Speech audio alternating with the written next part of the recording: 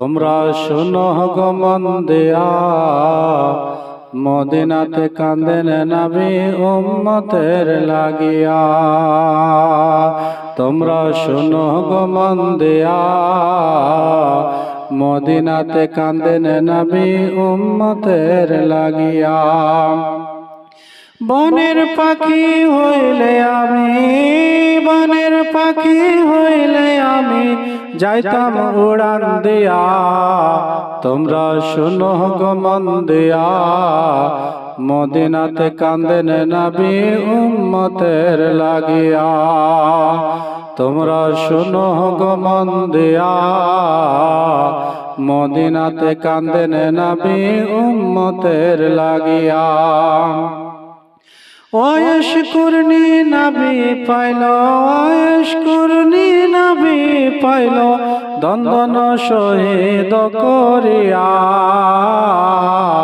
তোমরা শোনো গো মন দিয়া, মদিনাতে কাঁদেন নবী উম্মতের লাগিয়া।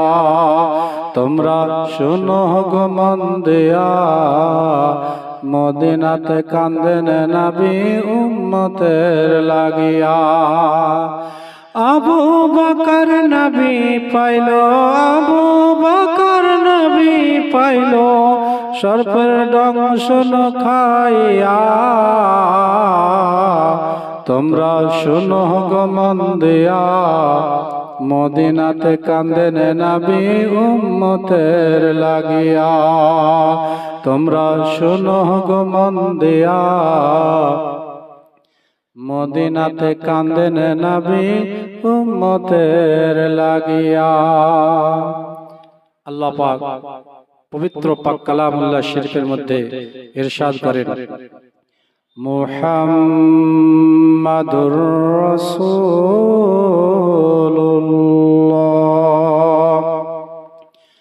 মুহাম্মাদুর রাসূলুল্লাহ।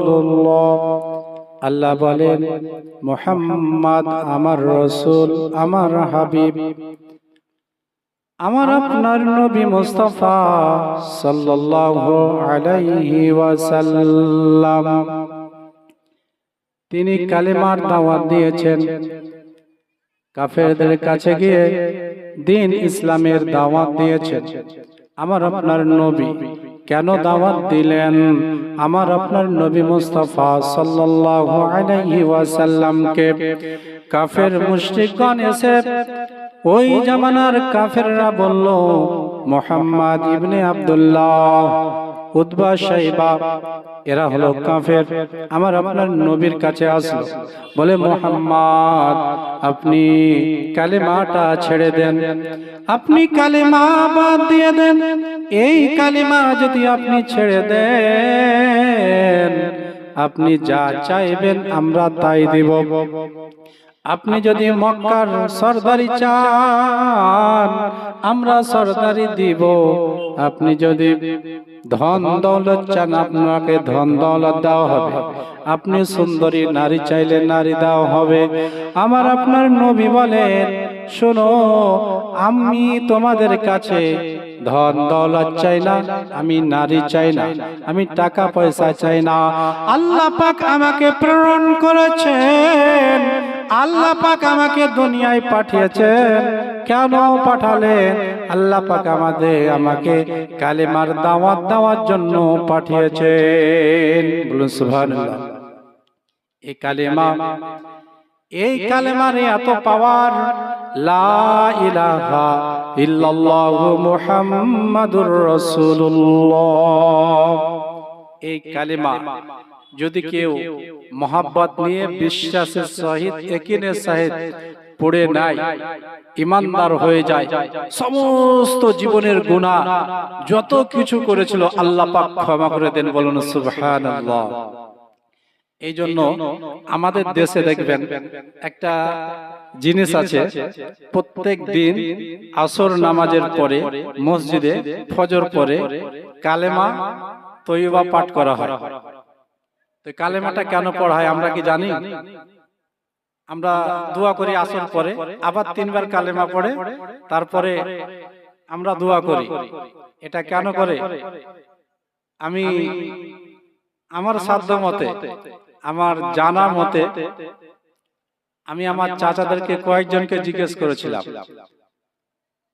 তার মধ্যে আমি আমার গোলাম মুস্তফা খান মাস্টার সাহেব, আমাদের বড় আব্বা, আবুল মাজান খান আমাদের বড় আব্বা, বশির উদ্দিন খান বড় আব্বা, এবং মুফতি আপনার রেজাউল করিম খান, এনাদেরকে আমি যা জিজ্ঞেস করে পেয়েছি, এই কালেমা শরীফ এটা একটা ওজিফা। এই ওজিফাটা পাঞ্জাব থেকে আল্লাহওয়ালারা এই দেশে এসে দ্বীন ইসলামের খিদমত করতেন, দ্বীন ইসলামের পথে মানুষকে আহ্বান করতেন।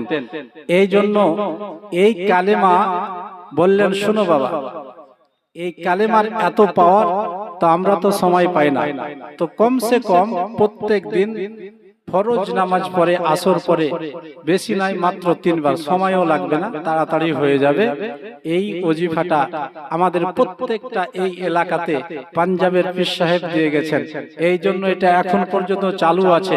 আর এটা আমাদের পূর্বপুরুষ, আমাদের বাপ দাদা দাদরা এই আমল করে গেছেন, এই জন্য আমরা এই আমলটা করি। বলুন সুবহানাল্লাহ। এটা আমাদের একটা ঐতিহ্য, কি আল্লাহ ওয়ালারা দিয়ে গেছেন, আমরা সেটা ধরে আছি। একবার জোরে বলুন সুবহানাল্লাহ। এই কালেমার এত পাওয়ার মুমিন, এই কালেমার এত পাওয়ার, একবার যদি কেউ ঈমান নিয়ে পড়ে, একবার বিশ্বাস নিয়ে পড়ে, তার জীবনের সমস্ত গুনাহ আমার আল্লাহ পাক ক্ষমা করে দেন, মাফ করে দেন। এই কালেমা শরীফের এত পাওয়ার, আল্লাহ রাব্বুল আলামিন বলেন, বান্দা তুমি যদি ঈমান নিয়ে আসার পরে সৎ কর্ম করো, ভালো কাজ করো, তাহলে তোমার বড় বড় গুনাহগুলিকে আমি বড় বড় নেকি দ্বারা পরিবর্তন করে দিব, ছোট ছোট গুনাহগুলিকে ছোট ছোট নেকি দ্বারা পরিবর্তন করে দিব। বলুন সুবহানাল্লাহ। এই জন্য আমার আপনার নবী মুস্তাফা সাল্লাল্লাহু আলাইহি ওয়াসাল্লাম কালেমার দাওয়াত দিয়েছেন, মানুষের কাছে আল্লাহর দ্বীনের দিকে আহ্বান করেছেন। এই কালেমা দাওয়াত দিয়েছেন, যারা গ্রহণ করলো তাদেরকে বলা হয় মুসলমান, যারা গ্রহণ করেনি তাদেরকে বলা হয় দুশমনে রাসূল, দুশমনে খোদা। এই জন্য কবি নজরুল বলেন, আমরা জানি কবি নজরুল বলছেন, তর্ক করে দুঃখ ছাড়া কি পেয়েছিস অবিশ্বাসী, তর্ক করে দুঃখ ছাড়া কি পেয়েছিস অবিশ্বাসী, কি পাওয়া যায় দেখ না বারে, হযরত কে মোর ভালোবেসে। যারা ভালোবেসেছে তাদের দুনিয়ার জীবনে আমার আপনার নবী মুস্তাফা সাল্লাল্লাহু আলাইহি সাল্লাম জান্নাতের সার্টিফিকেট দিয়ে দিয়েছেন। বলুন সুবহানাল্লাহ। এই জন্য মুমিন আল্লাহ রাব্বুল আলামিন আদম সফিউল্লাহকে তৈরি করেছেন সুন্দর আকৃতি করে, এই মানব জাতিকে আল্লাহ পাক সুন্দর করে তৈরি করেছেন। আল্লাহ রাব্বুল আলামিন তৈরি করার পরে আল্লাহ রাব্বুল আলামিন এই মানব জাতিকে তৈরি করেছেন, বলেন লাকাদ খলাকনাল ইনসানা ফি আহসানি তাকওয়িম। আমি সুন্দর আকৃতি দিয়ে মানব জাতিকে তৈরি করেছি, সৃষ্টি করেছি। আল্লাহ রাব্বুল আলামিন আদম আলাইহিস সালামকে সর্বপ্রথম তৈরি করে জান্নাতে রাখলেন। আল্লাহ রাব্বুল আলামিন ফেরেশতাদের বললেন, ও আমার ফেরেশতারা, তোমরা আমার আদমকে সাজদা দাও। সমস্ত ফেরেশতারা সিজদা দিল। কিন্তু ইবলিস শয়তান সিজদা দিল না। ইবলিস শয়তান আল্লাহর অর্ডারকে পালন করলো না। ইবলিস শয়তান সিজদা দিল না। কেন? ইবলিস বলল আমি উত্তম আর আদম হলো অধম। সেদিন যদি ইবলিস জানতো कि आदमेर भीतरे नूरे मुहम्मदी आछे ताहले सर्वप्रथमे इबलिस आगे सेजदा दित किन्तु इबलिस बुझते पारे नाई। अल्लाहुम्मा सल्लि आला सय्यिदिना मौलाना मुहम्मद वला आले सय्यिदिना मौलाना मुहम्मद सल्लु अला मुहम्मदीन सल्लु अला मुहम्मद हरदम ज़बान से निकालो पाक नामे मोहम्मद हरदम ज़बान से निकालो।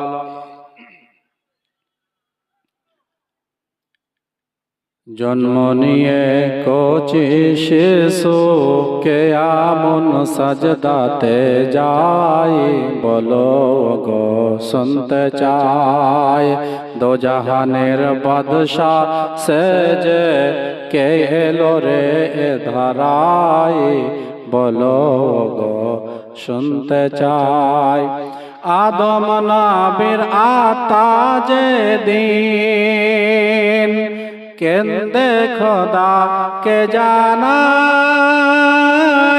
आदम घरे अंधकारे केमने थाकी दयामय केमने थाकी दयामय सेदिन काहार नूरेर बाती जेले आदम घरे तेराई बोलो गो सुनते चाই। আল্লাহ পাক আদমকে তৈরি করার পরে সর্বপ্রথম রূহ যখন ফুঁকলেন রূহ ভিতর থেকে বের হয়ে আসলো। আল্লাহ বলেন রূহকে তুই বের হয়ে আসলি কেন? রূহ বলে আল্লাহ রব্বুল আলামিন এই অন্ধকার ঘরের মধ্যে আমি থাকতে পারলাম না। সেই দিন নূরে মুহাম্মাদি আদমের ভিতর দেওয়া হয়েছিল। এই জন্য আল্লাহ যখন বললেন ও ফেরেশতারা তোমরা আমার খলিলুল্লাহকে আমার খলিফা নিযুক্ত করতে চেয়েছিলাম, তোমরা বলেছিলে আল্লাহ এই মানুষকে তৈরি না করলে ভালো হয়, কারণ এরা দুনিয়ায় গিয়ে কাটাকাটি করবে, মারামারি করবে, হানাহানি করবে। এই জন্য আমি আল্লাহ বলেছিলাম কালাইন্নি আ'লামু মা লা তা'লামুন, আমি যেটা জানি তোমরা সেটা জানো না।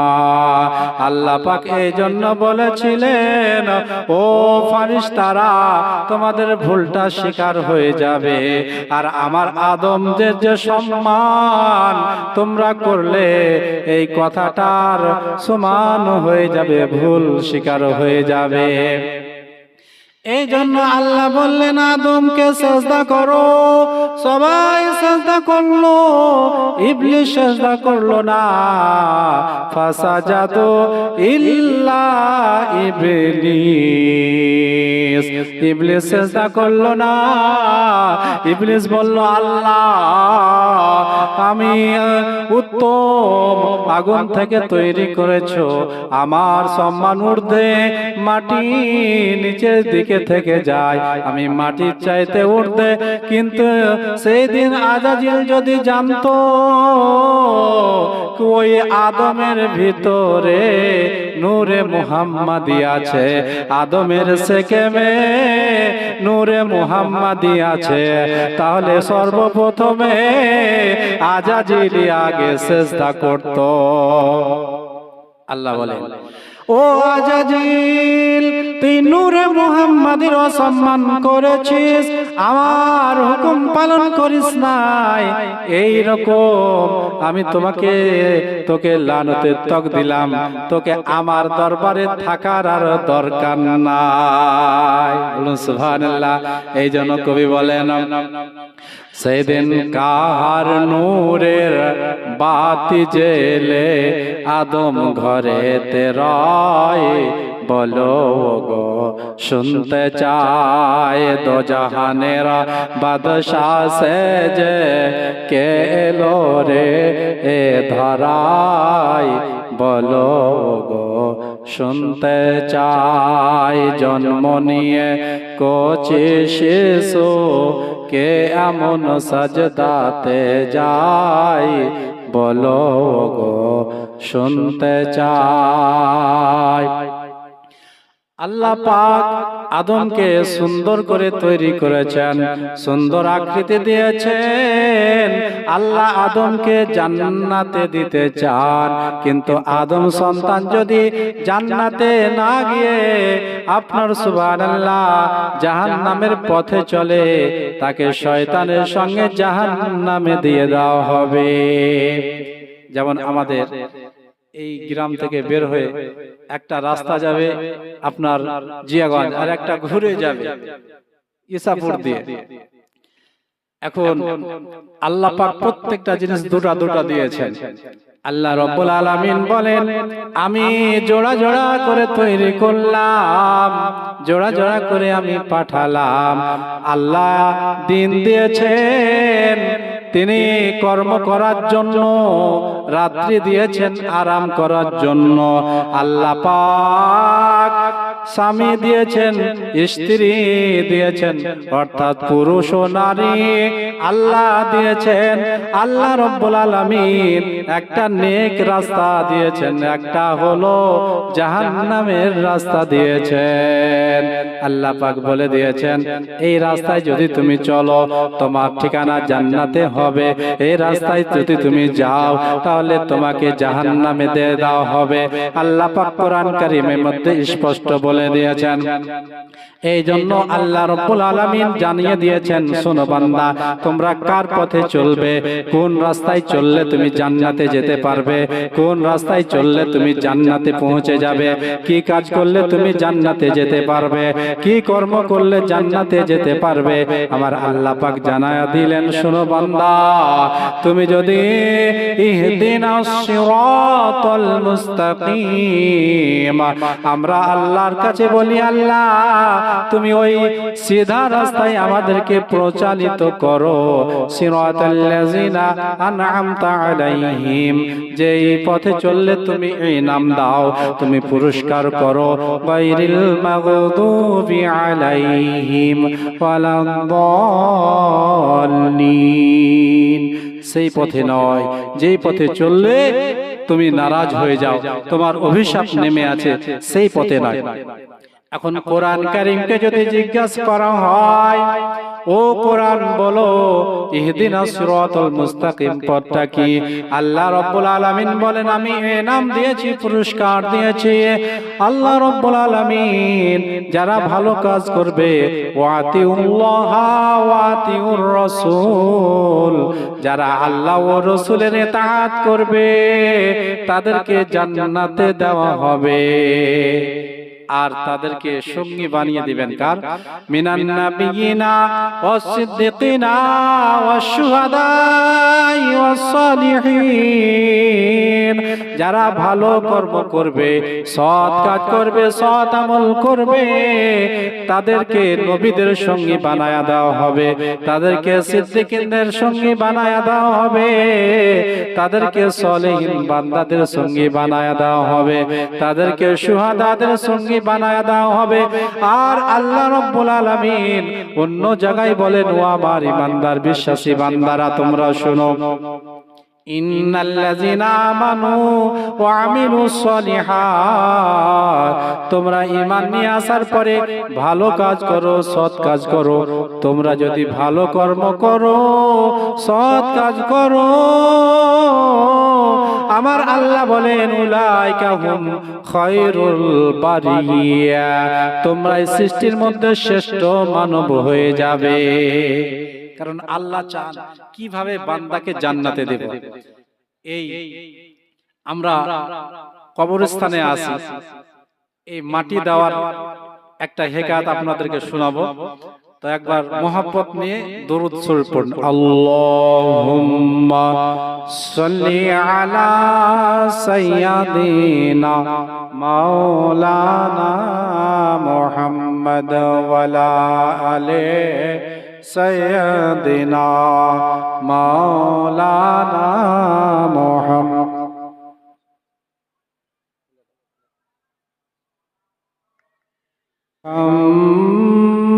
মুহাম্মাদুর রাসূলুল্লাহ সাল্লাল্লাহু তাআলা আলাইহি ওয়াসাল্লাম।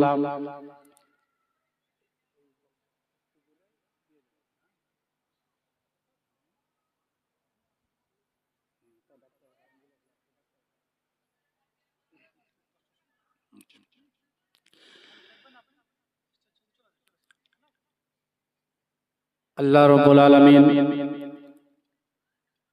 তিনি বলেন, মুহাম্মাদুর রাসূলুল্লাহ সাল্লাল্লাহু আলাইহি ওয়াসাল্লাম, একটা মানুষ যদি ইন্তেকাল করে তো আমরা অনেক দূর দূর থেকে জানাজা পড়তে আসি না, মাটি দিতে আসি, জানাজা পড়তে আসি।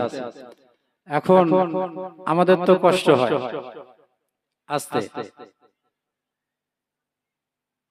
তো হাদিস শরীফের 3টি কাজ খুব তাড়াতাড়ি করতে হয়। আমার আপনার নবী বলেন 3টি কাজ তোমরা তাড়াতাড়ি করবে। 1 নম্বর হলো নামাজের সময় হলে নামাজ আদায় করবে। 2 নম্বর, সন্তান-সন্ততি যদি যুবক যুবতী হয়ে যায় তাদের সুপাত্র দেখে, দিনদার পরেশগার পাত্র পাত্রী দেখে বিবাহ দেবে। 3 নম্বর, কেউ যদি মারা যায় তাড়াতাড়ি তার দাফনের ব্যবস্থাটা করবে। এখন মানুষ মারা গেল আর এই মানুষটাকে আমরা জানাজা পড়ার জন্য দূর দূরান্ত থেকে আসি। এখন তো মানুষটা মরে গেছে, আমার আপনার লাভটা কি হবে? আমার আপনার নবী বলেন, কোন মানুষ যখন কারো জানাজায় শামিল হলো, ওই মানুষটার জানাজা যে ব্যক্তি আদা করলো তার আমলনামায় 1 কেরাত নেকি লিপিবদ্ধ হয়ে যায়। 1 কেরাত নেকি লিপিবদ্ধ হলো। আল্লাহ রাসূল সাল্লাল্লাহু আলাইহি ওয়াসাল্লামকে জিজ্ঞাসা করা হলো, ইয়া রাসূলুল্লাহ, 1 কেরাত নেকি এই সমান, কত সমান? আমার আপনার নবী বলেন উহুদ পাহাড়ের সমান 1 কেরাত নেকি তার আমলনামায় লিপিবদ্ধ হলো। এত উহুদ পাহাড় শুনেছেন, মদিনা থেকে কিছু দূরে উহুদ পাহাড় অবস্থিত। সেখানে ওই উহুদ পাহাড়ের সমান জানাজার নামাজ পড়লে আমলনামায় আল্লাহ পাক এত সমান নেকি লিপিবদ্ধ করেন। এখন মানুষ যদি ভাবে আমি জানাজা পড়লাম মাটি দিব না, তো সে যেতে পারবে না, পারবে না। যদি সে যেতে চায় কি আমি যাব না, মাটি দিব না, তাহলে যে মারা গেছেন তার যে আপনার ওলি থাকবে, যে মালিক থাকবে, তাকে বলে যেতে পারে। এরপরে যদি ওই ব্যক্তি মারা গেল, জানাজা আদা করলো, তাকে যখন কবরস্থ করা হলো, আর কবরস্থ করার পরে ওই ব্যক্তিকে যখন মাটি দিল, মিনহা খলাকনাকুম ওয়া ফিহা নুঈদুকুম ওয়া মিনহা নুখরিজুকুম তারাতান উখরা। ওই ব্যক্তিকে যখন মাটি দিল, মাটি দেওয়ার পরে আরেক কেরাত নেকি ওই বান্দার আমলনামায় লিপিবদ্ধ হয়ে যায়। তাহলে দুই কেরাত নেকি আমলনামায় আমাদের লিপিবদ্ধ হয়। কার? যিনি মাটি দিয়েছেন এবং জানাজার নামাজ পড়েছেন সেই ব্যক্তির আমলনামায়। তা আমাদের লাভ হচ্ছে এটা, নেকির কাজ। বলুন সুবহানাল্লাহ। কিয়ামতের দিন আল্লাহ রাব্বুল আলামিন এক বান্দার নেকি পাল্লার দাড়ির উপরে নেকি পাল্লা চাপিয়েছে, গুনাহ ও নেকি চাপিয়েছে। দেখা গেল নেকির পাল্লাটা হালকা আর গুনার পাল্লাটা ভারী, গুনার পাল্লা ভারী। এমত অবস্থায় ওই বান্দার নেকির পাল্লাটা হালকা হয়ে গেছে এবং গুনার পাল্লাটা ভারী। আল্লাহ রাব্বুল আলামিন আপনার ফয়সালা অনুযায়ী জাহান্নামে যেতে হবে। ওই বান্দা জাহান্নামে যাবে, কিন্তু আমার আপনার নবী মুস্তাফা সাল্লাল্লাহু আলাইহি ওয়াসাল্লাম বললেন, শোনো, পুনরায় আবার মাপা হোক ওই বান্দার নেকি এবং গুনাহ। আল্লাহ রাব্বুল আলামিনের নবী শাফাআত করবেন গুনাহগার বান্দা বান্দীদেরকে, বিভিন্ন ভাবে শাফাআত করবেন। কাউকে সুবহানাল্লাহ, এই যে নতুন পাড়া সরজমিনে এই ঈদগাহ ময়দানে একজন বান্দা দরুদ পড়েছেন, এই দরুদটা সুবহানাল্লাহ সেই দিন এই দরুদটা আমার আপনার নবী স্বয়ং চাপায়া দিয়ে তার নেকির পাল্লাটাকে ভারী করে দিবেন। সুবহানাল্লাহ। এবং এই আমরা যে দোয়া করতেছি, কখনো দোয়া কবুল হয়, কখনো আমরা ভাবি কবুল হলো না। আমার আল্লাহ বলেন, মুমিন বান্দার দোয়া কোনো সময়তে বিফলে যায় না। দুনিয়াতে যদি সে ফায়দা না পায়, আখিরাতের দিন কিয়ামতের দিন আল্লাহ রাব্বুল আলামিন ওই দোয়াগুলিকে নেকি দ্বারা পরিবর্তন করে আপনার মিজানের দাঁড়ি পাল্লায় চাপায়া দিয়ে বান্দাকে জান্নাতে দিয়ে দিবে। এই জন্য মুমিন মুসলমান কার নাম আমি আপনি জানি না। মুসলমান কার নাম? মুসলমান যদি নামাজ পড়ে নেকি পায়, মুসলমান রোজা করলে নেকি পায়, এর নাম হলো মুমিন। মুসলমান এমন একজন আপনার আমরা এমন একটা ধর্মে রয়েছি, এই ধর্মে একজন বান্দা নামাজ পড়লো নেকি পেল, রোজা করলো নেকি পেল, হজ করলো নেকি পেল, আপনার মাঠে কাজ করলো নেকি পেল, সে রাজমিস্ত্রি কাজ করুক তাও নেকি পাবে, যদি মাঠে ধান পুঁতে নেকি পাবে, এমনকি সে যদি অসুস্থ থাকে নেকি পায়, সে যখন সুস্থতা থাকে নেকি পায়, সে যদি বাথরুমে যায় নেকি পাবে। যেখানে থাক না কেন মুমিন মুসলমান নেকি পেতে থাকে, তার গুনাহগুলি ঝরতে থাকে। কিন্তু মুমিন একটুখানি আমাদের নিয়তটাকে ভালো করতে হবে। বলে কেন? নিয়ত ছাড়া কিছু কাজ হয় না। আমার আপনার নবী বলেন, ইন্নামাল আমালু বিন্নিয়াত, নিয়াতের উপর আমল হয়। এই জন্য নিয়াতটা ভালো থাকা দরকার। আমরা কাজ করছি, আমরা রান্না করছি, আমরা যাই করি না কেন, এই যে আমরা দৌড়াদৌড়ি করি, সমস্ত কিছুর মধ্যে আল্লাহ পাক নেকি দিয়েছেন, কিন্তু একটু কাজ করতে হবে, আমাদের নিয়াতটা একটু পরিবর্তন করতে হবে, একটু আমাদের জানতে হবে আমরা যাই কাজ করি না কেন আমার আল্লাহ পাক এই কাজের মধ্যে মুমিন মুসলমানদের নেকি দিতে থাকে। বলে ধান পুতলে বা নেকি হয়? হ্যাঁ নেকি হয়। যদি মুমিন মুসলমান ধান পুততে শুরু করে, আল্লাহর নাম নিয়ে বিসমিল্লাহ বলে শুরু করে, আল্লাহকে স্মরণ করে, আল্লাহ একটি বীজ আমি পুতলাম, এই একটি বীজ থেকে নারায়ে তাকবীর, নারায়ে রিসালাত, নারায়ে হায়দারি, নারায়ে হায়দারি, মাসলাকে আলা হযরত, নারায়ে তাকবীর, নারায়ে রিসালাত। আমাদের ঈদগাহের গেট এবারে উদ্বোধন হচ্ছে, আপনারা